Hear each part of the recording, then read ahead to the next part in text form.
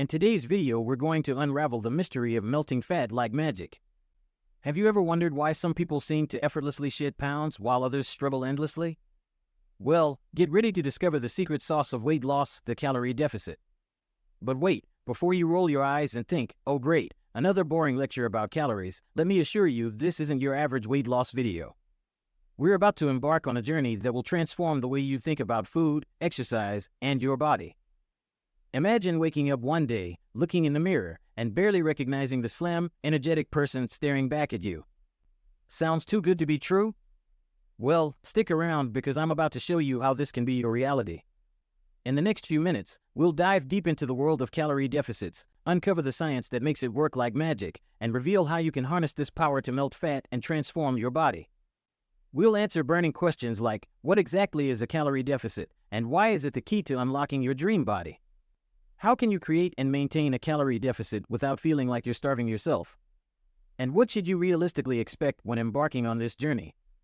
But here's the kicker, I'm not just going to throw a bunch of facts at you. Instead, I'll take you on a real-life adventure with Sarah, a busy mom who went from feeling frustrated and hopeless about her weight to becoming a confident, energetic version of herself. Trust me, by the end of this video, you'll have all the tools you need to start your own fat-melting magic show. So, are you ready to discover how to melt fat like magic? Let's dive in. Let's start with our first big question. What is a calorie deficit, and how does it help in melting fat like magic? To answer this, let me introduce you to Sarah. Sarah was a 35-year-old mom of two who had been struggling with her weight for years. She tried every diet under the sun: keto, paleo, intermittent fasting, you name it, she'd done it. But nothing seemed to work long-term. She'd lose a few pounds, get excited, and then watch helplessly as the weight crept back on. One day, while scrolling through her social media feed, Sarah came across a before and after photo of her old college roommate, Lisa. The transformation was jaw-dropping. Lisa had gone from being overweight to looking fit and vibrant. Intrigued, Sarah reached out to Lisa, hoping to uncover her secret. It's all about the calorie deficit, Lisa explained. It's like magic, but it's actually science. Sarah was skeptical. Calorie deficit? Sounds like another fad diet to me, she thought. But Lisa's results were undeniable, so Sarah decided to learn more. Here's what Sarah discovered. A calorie deficit is simply when you consume fewer calories than your body burns in a day. It's like a mathematical equation. If you eat less energy, calories, than your body uses, it has to get that energy from somewhere else. And guess where it gets it from? That's right, your stored fat. Think of your body like a car. The food you eat is the fuel, and your daily activities are the journey. If you put less fuel in the tank than you need for your journey, your car will start using up its reserve fuel. In the same way, when you eat fewer calories than you burn, your body taps into its fat stores for energy. This is where the magic happens. Your body starts breaking down fat cells to use as energy, and voila! You start losing weight. It's not actually magic, of course, it's biology. But when you see the results, it can certainly feel magical. Sarah was intrigued, but still had doubts. If it's that simple, she wondered, why isn't everyone doing it? This brings us to our second big question. How can I create and maintain a calorie deficit in my diet? Sarah decided to give the calorie deficit approach a try. She started by calculating her total daily energy expenditure, TDEE, the number of calories her body burns in a day. There are many online calculators that can help with this, taking into account factors like age, height, weight, and activity level. Sarah's TDEE came out to be about 2,000 calories. This meant that to maintain her current weight, she needed to eat 2,000 calories a day. But remember, Sarah wanted to lose weight, not maintain it. So, she needed to create a deficit. A safe and sustainable calorie deficit is usually around 500 calories per day. This typically leads to about 1 pound of fat loss per week, which is a healthy rate of weight loss. So, Sarah set her daily calorie goal at 1,500 calories. Now, 1,500 calories might sound like a lot or a little, depending on your perspective. But here's where Sarah learned something crucial: not all calories are created equal. She discovered that she could eat a lot more food and feel much more satisfied if she chose nutrient-dense, low-calorie foods. For example, Sarah used to start her day with a store-bought muffin and a large latte with whole milk and sugar. This breakfast alone was about 600 calories, and it left her feeling hungry an hour later. Now, she switched to a big bowl of oatmeal with berries and a sprinkle of nuts, plus a black coffee. This new breakfast was only about 300 calories, but it kept her full until lunchtime. Sarah also learned about the importance of protein. Foods high in protein, like chicken breast, Greek yogurt, and eggs, helped her feel full and satisfied with fewer calories. Plus, protein helped her maintain muscle mass while losing fat, which is crucial for long-term weight loss success. But here's where many people get tripped up. They think they have to give up all their favorite foods to lose weight.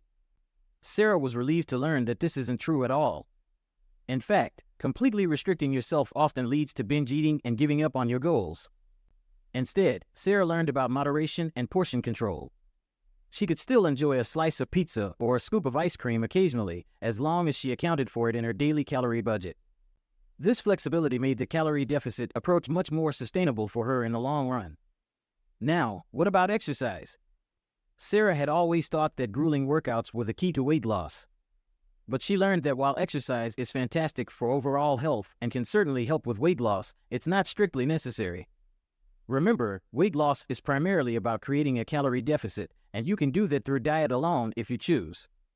However, Sarah found that adding some exercise to her routine had numerous benefits. It allowed her to eat a bit more while still maintaining a deficit. It improved her mood and energy levels, and it helped her build strength and stamina. She started with simple walks around her neighborhood and gradually added in some strength training exercises she could do at home. As Sarah continued on her journey, she started to see results. Her clothes began to fit better, she had more energy to play with her kids, and she even started sleeping better at night. But it wasn't all smooth sailing, which brings us to our third big question: what should I expect when following a calorie deficit, and are there any risks?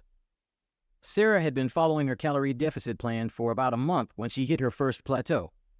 The scale, which had been steadily going down, suddenly stopped moving. She felt frustrated and was tempted to give up. This is a common experience when losing weight. Our bodies are complex systems that don't always respond in a linear fashion. Sometimes, especially after an initial period of weight loss, the body might hold onto water weight for a while, masking fat loss on the scale. Sarah learned that this was normal and that the key was to trust the process and keep going. She also learned about the importance of adjusting her calorie intake as she lost weight. As her body got smaller, it naturally needed fewer calories to function. So every few weeks, Sarah would recalculate her TDEE and adjust her calorie goal accordingly. Another challenge Sarah faced was dealing with hunger, especially in the beginning. Her body was used to consuming more calories, and it took some time to adjust. She learned strategies to manage hunger, like drinking plenty of water, eating lots of vegetables for volume, and planning her meals and snacks in advance to avoid impulsive eating. What strategies do you use to manage your hunger? Let me know in the comments sections. Sarah also discovered that weight loss isn't always just about the number on the scale. She started taking progress photos and measurements, which often showed changes even when the scale didn't budge. Plus, she noticed non-scale victories like having more energy, clearer skin, and feeling more confident in her clothes. But what about risks? While a moderate calorie deficit is generally safe for most people, Sarah learned that it's important not to take it to extremes. Cutting calories too drastically can lead to nutrient deficiencies, muscle loss, and a slowed metabolism. It can also be mentally and emotionally draining, leading to an unhealthy relationship with food. Sarah also realized the importance of listening to her body.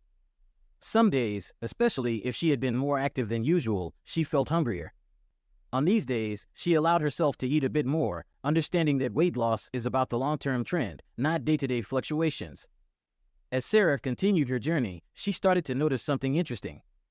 The habits she had developed, eating more whole foods, being mindful of portions, staying hydrated, and moving her body regularly, were becoming second nature. She no longer felt like she was on a diet. Instead, she had developed a sustainable, healthy lifestyle. 6 months into her journey, Sarah had lost 30 pounds. But more importantly, she felt healthier, more energetic, and more confident than she had in years. She could keep up with her kids at the park, she enjoyed shopping for clothes again, and she even signed up for a 5K run, something she never would have considered before. Sarah's story illustrates the power of the calorie deficit approach. It's not about quick fixes or extreme measures. It's about understanding how your body works, making informed choices, and developing sustainable habits. It's about progress, not perfection. Now, you might be thinking, that's great for Sarah, but will it work for me? The answer is yes. The principles of calorie deficit work for everyone because they're based on the fundamental laws of biology and physics. However, the specific approach might look different for each person based on their individual needs, preferences, and lifestyle. So, what can you take away from Sarah's journey? Here are some actionable steps you can start implementing today to begin your own fat-melting magic show.